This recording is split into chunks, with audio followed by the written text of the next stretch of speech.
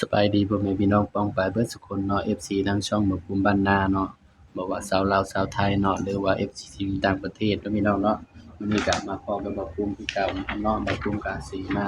ตามแนวทางให้พี่น้องเนาะสำหรับงวดวันที่23เนาะส่วนเมื่อคืนนี่ก็บ่ได้ลงให้เนาะพี่น้องเนาะมาเบิ่งงวดวันที่19นำกันเนาะ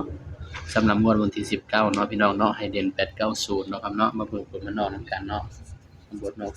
789นาง77เนาะอันนี้คืองวดวันที่19เด้อพี่น้องเด้อนี่ให้เบิ่งย้อนหลังเนาะเด่นมันมาเด่นเข้าเนาะพี่น้องเนาะแต่ว่ามันมานำกันเนาะพี่น้องเนาะสำหรับตัวเด่นเนาะอันนี้คืองวดวันที่19เด้อพี่น้องเด้อนี่เพราะว่างวดวันที่20บ่าว21บ่าวบ่ได้บ่ลงให้เนาะเพราะว่าบ่ได้กลับห้องเนาะพี่น้องเนาะให้เบิ่งย้อนหลังซื่อๆเด้อพี่น้องเด้อเพราะฉะนั้นก็ไปตามกันต่อเนาะงวดวันที่23มกราคม69เนาะครับเนาะสำหรับลาวพัฒนาเฮานี่ก็ฝากพี่น้องกดไลค์กดแชร์กดติดตามบ่ภูมิบ้านนานี่เด้อพี่น้องเด้อช่องน้อยๆเนาะพี่น้องเนาะก็ฝากให้กำลังใจบ่ภูมินี่เด้อพี่น้องเด้อสำหรับช่องน้อยๆนี่เนาะพี่น้องเนาะก็ยังใช้สูตรเก่าเนาะพี่น้องเนาะเด่น3ตัวมา1ตัวคือเก่าเนาะสำหรับ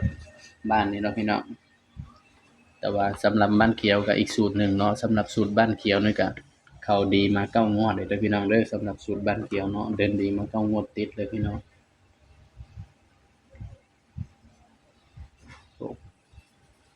ใครสนใจก็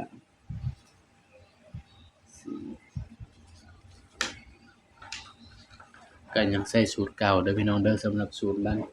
สูตรนี้เนาะพี่น้องเนาะสำหรับเด่นเฮา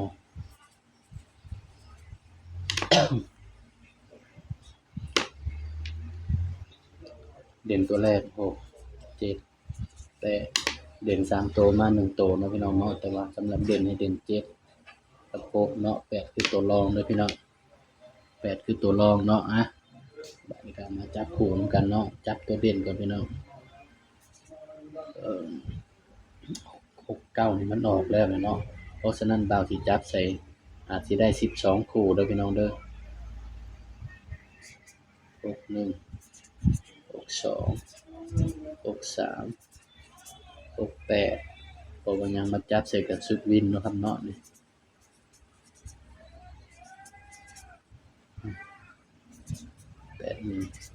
82 83เพราะว่าชุดวินมันก็คือตัวนี้พี่น้อง8123นี่คือเลขวินเนาะครับเนาะนี่บ่าวก็เลยมาจับใส่กับเลขวินเนาะก็เลย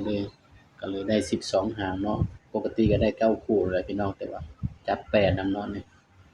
สำหรับเด่นเนาะนี่คือตัวเด่นเด้อพี่น้องเด้อนี่ไปมักก็ตามเนาะครับเนาะบ่มักก็เลื่อนผ่านเนาะพี่น้องเนาะบ่าวก็ให้เพื่อเป็นแนวทางเท่านั้นพี่น้องย้ำหมดตัวเลขก็เป็นเพียงแนวทางเด้อพี่น้องเด้อมีเข้ามีลุ้นเนาะ